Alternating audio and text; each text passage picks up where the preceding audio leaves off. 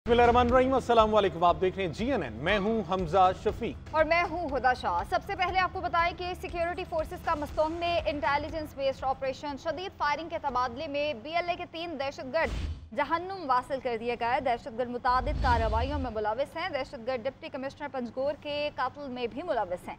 Security forces की जानिब से मस्तोंग बलोचिस्तान में 18 और 19 अगस्त की दरमियानी शब इंटेलिजेंस बुनियादों पर ऑपरेशन किया गया। सिक्योरिटी फोर्सेस खित्ते से दहशतगर्दी के नासूर को जड़ से उखाड़ फेंकने के लिए पुरज़म हैं। वज़ीर आज़म शहबाज शरीफ का डिप्टी कमिश्नर पंजगोर जाकिर अली की शहादत में मुलव्वस। दहशतगर्दों को जहन्नुम वासिल करने पर सिक्योरिटी फोर्सेस को खराज तहसीन। कहा, दहशतगर्दी के मुकम्मल सदेबाद तक हमारी जंग जारी रहेगी।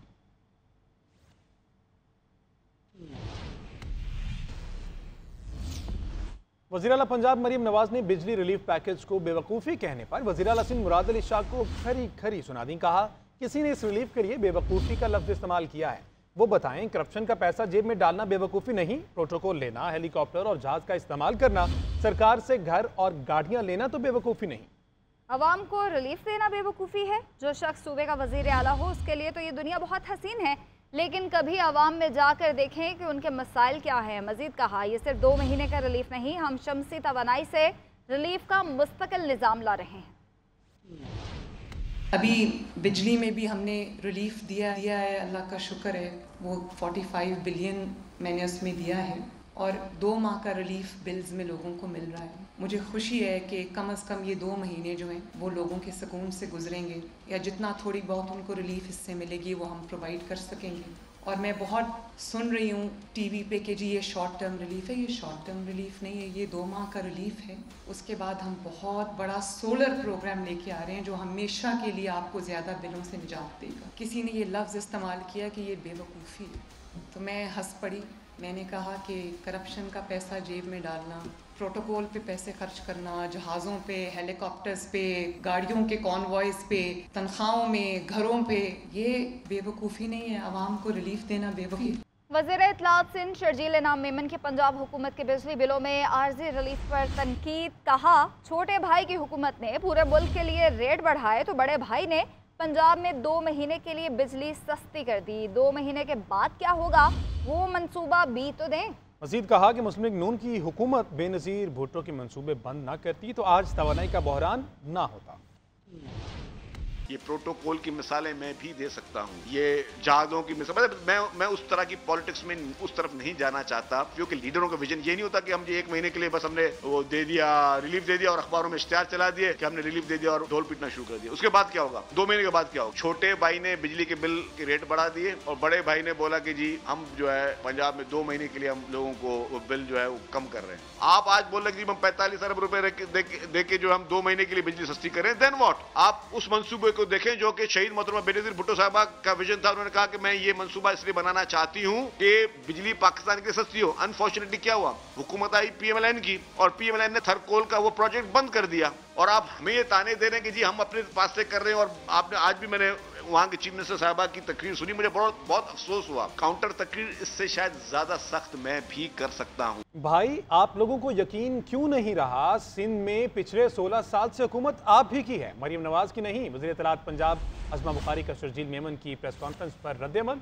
सूबाई वज़ीर ने कहा, अगर सिंध में भी मुस्लिम लीग नून की हुकूमत होती तो मरीम नवाज सिंध के लोगों को भी ये रिलीफ देती। विफाकी हुकूमत ने बिजली की कीमतों में इजाफा क्यों किया, इस बात का आपकी लीडरशिप को भी इल्म है। पीपल्स पार्टी भी पंजाब के अवाम से इस कदर तासुब का मुजाहरा करेगी, ये सोचा नहीं था। तनकीद बराए तनकीद और इल्ज़ाम बराए इल्ज़ाम की सियासत से निकल आए प्लीज़।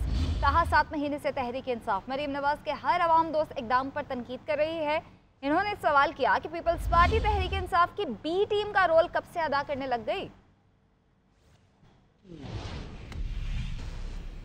वज़ीर तवानाई अवैस लगारी ने कहा है कि कोई शक नहीं कि हम खित्ते में सबसे महंगी बिजली बना रहे हैं। फी यूनिट कीमत 44 रुपये है। डॉलर की वजह से कैपेसिटी पेमेंट 10 से 18 रुपये पर चली गई है। मुल्क भर में 9000 मेगावाट लोड लेते हैं। बिजली बचाने के इकदाम में पंखों को कम वाट पर मुंतकिल करना है। 2 घंटे लोड शेडिंग से 50 अरब रुपए बचा सकते हैं। वज़ीर आज़म चीन के इश्तराक से इंडस्ट्री डिमांड के ख्वाहां हैं। इंडस्ट्री डिमांड जितनी बढ़ेगी उतना ही फायदा होगा। 1845 मेगावाट का काम सिर्फ 85 घंटे का होता है उसके अलावा डिमांड ही नहीं है। अगर ये 1845 मेगावाट जिसका आज हमारा सिस्टम 50 अरब रुपए सालाना पे कर रहा है, अगर ये सिस्टम में हम ना रखें तो आपके लिए 85 घंटे साल के अंदर लोड शेडिंग करनी पड़ेगी पूरे पाकिस्तान के अंदर। यानी 40 दिन 2-2 घंटे अगर लोड शेडिंग करेंगे तो आप इन 2 घंटे की अगर लोड शेडिंग बर्दाश्त कर लें तो पूरी कौम 50 अरब रुपए सेव कर सकती है। आगे बढ़े, अब बात करें बानी पीटीआर बुशरा बीबी के खिलाफ इस्लामाबाद की एहतसाब अदालत में तोशाखाना रेफरेंस 2 की तफसीलात सामने आ गई। रेफरेंस 2 सऊदी वली अहद की जानिब से दिए गए बल्गारी ज्वेलरी सेट पर दायर किया गया है। रेफरेंस के मुताबिक बुशरा बीबी को ज्वेलरी सेट मई 2021 में दौरे सऊदी अरब के मौके पर दिया गया। बानी पीटीआई और बुशरा बीबी ने गैर कानूनी तौर पर बुल्गारी ज्वेलरी सेट अपने पास रखा। रेफरेंस 2 में 22 गवाहों के नाम सामने आ गए हैं। एहतसाब अदालत इस्लामाबाद में बानी पीटीआई और बुशरा बीबी के खिलाफ तोशाखाना रेफरेंस 2 की तफसीलात सामने आई। बानी पीटीआई की सहूलतकारी का इल्ज़ाम में अडयाला जेल के मजीद 6 मुलाजमीन को हिरासत में ले लिया गया है। ज़राए के मुताबिक हिरासत में लिए गए जेल मुलाजमीन में 2 खवातीन भी शामिल हैं। 2 लेडी वार्डन, स्वीपर और कैमरा सिक्योरिटी चेकिंग पर तैनात अहलकार शामिल हैं। तहवील में लिए गए मुलाजमीन के मोबाइल फ़ोन जब्त कर लिए गए। 14 अगस्त से अब तक 13 अफराद को तहवील में लिया जा चुका है। अडयाला जेल रावलपिंडी में कैद बानी पीटीआई के लिए सहूलतकारी का इल्जाम। सिक्योरिटी इदारों ने मजीद 6 जेल अहलकार तहवील में ले लिए। जराये के मुताबिक तहवील में लिए गए जेल मुलाजमीन में 2 लेडी वार्ड, स्वीपर और कैमरा सिक्योरिटी चेकिंग पर तैनात अहलकार शामिल हैं। जराये का कहना है कि हिरासत में लिए गए मुलाजमीन के मोबाइल फोन कब्जे में ले लिए गए। खवातीन स्टाफ जेल में बुशरा बीबी और बानी पीटीआई के दरमियान पैगाम रसानी करता था। जेल मुलाजमीन को deputy superintendent Mohammad Akram, assistant superintendent Bilal और नाजिम शाह से तफ्तीश की बुनियाद पर तहवील में ले लिया गया। 14 अगस्त से अब तक सहूलतकारी में डिप्टी सुप्रीडेंट, 2 असिस्टेंट सुप्रीडेंट समेत 13 अफराद तहवील में लिए जा चुके हैं। मौलाना फजलुर रहमान ने सियासी इत्तेहाद के बगैर तहरीक चलाने का ऐलान कर दिया। डेरा इस्माइल खान में अपनी रिहाइशगाह पर मीडिया से गुफ्तगू करते हुए उनका कहना था कि जमीयत उलमा इस्लाम किसी सियासी इत्तेहाद के बगैर अपनी तहरीक खुद चलाएगी। माजी करीब में सियासी इत्तेहादियों के तजुर्बे अच्छे नहीं रहे। उनका कहना था कि हम मजीद किसी को शर्मिंदा करना चाहते हैं और ना ही होना चाहते हैं। ऑपोजिशन का किरदार हम पार्लियामेंट के अंदर भी करेंगे और बाहर भी। इशू टू इशू दीगर सियासी जमातों से इत्तेहाद हो सकता है। एस्टैब्लिशमेंट ने अपने दाखिली मामलात को संजीदगी से लिया है। लगता है अब जाकर इस काबिल हुए हैं। मौलाना फजलुर रहमान का कहना था कि अगर सियासत में मुदाखलत ना करने की जमानत दे दी जाए तो हमें अपनी शिकस्त पर कोई एतराज़ नहीं होगा। हमने जदोजहद का फैसला किया है और माजी करीब में जो इत्तेहादों के तजर्बे हमें रहे हैं वो कोई अच्छे नहीं, अच्छी मिसालें नहीं रही उसकी जी। तो अब मजीद ना हम किसी को शर्मिंदा करना चाहते हैं ना खुद शर्मिंदा होना चाहते हैं। और बाकी रहा अपोजिशन का किरदार, हम अपोजिशन की दूसरी जमातों से मिलकर मुश्तरका अपोजिशन का किरदार अदा करने को तैयार। वो पार्लियामेंट के अंदर भी हो सकता है, वो किसी इशू टू इशू चल सकता है, उस पर हमारा कोई इनकार नहीं है। बाकायदा असम्बलियाँ जो है वो खरीदी गई हैं, तो इस तरीके से कौन सियासत करेगा जी।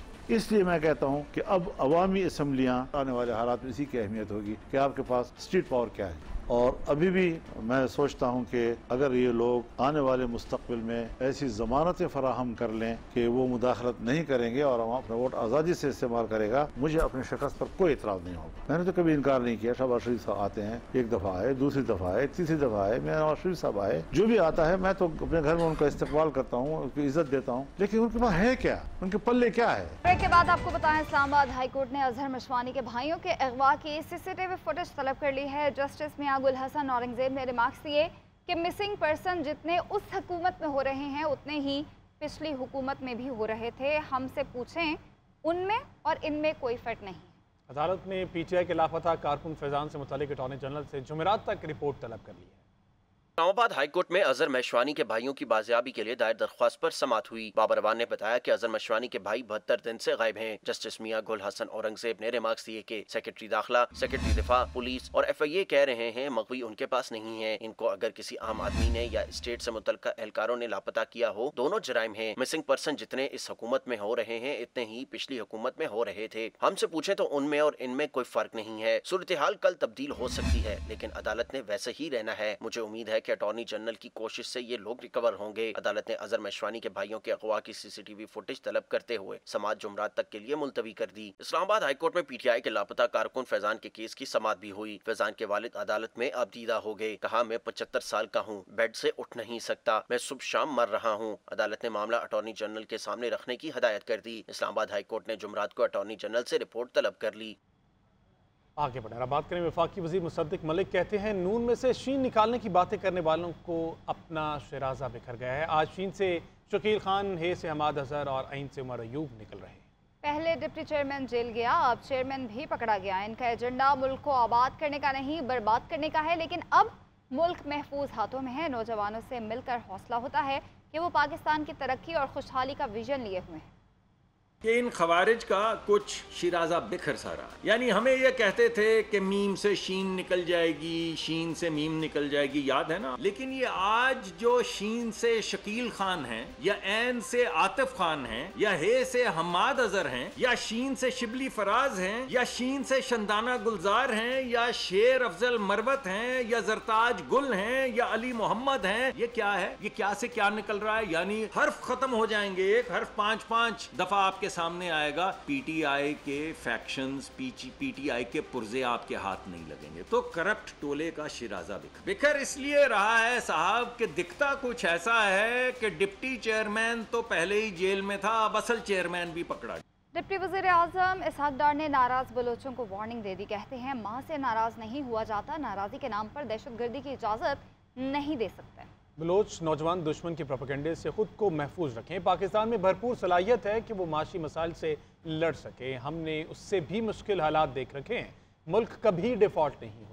नाराज बलोच हैं कोई जो पहाड़ों पे जाते हैं और बाहर बैठते हैं। ये कोई नाराजगी माँ के साथ नाराजगी नहीं होती, अपने मुल्क के साथ आप नाराज नहीं हो सकते। नाराजगी के नाम पर टेररिज्म या वायलेंस इज नॉट एक्सेप्टेबल इन पाकिस्तान। आज आप सिर्फ एटमी कुव्वत नहीं है बल्कि मिसाइली कुव्वत भी है। दुनिया उससे ज्यादा घबराती है। हमारे सामने चैलेंजेस बहुत हैं और ये पहली दफा नहीं है, ये कई दफा आए। 98-99 मुझे आज भी याद है, लम्हा ब लम्हा हम कैसे रातें गुजारते थे, कैसे जाग के गुजारते थे। जरा देखे 2013 में पाकिस्तान क्या था। Pakistan was declared before general election 2013 macro economic unstable country. और आप इस मुल्क की रेजिलियंस देखें, वो मुल्क जिसको प्रोजेक्ट किया जा रहा है कि ये डिफॉल्ट करेगा, मुल्क कहाँ पहुंचा 3 साल में? दी 24th global biggest economy of the world 3 साल में, सिर्फ 3 साल के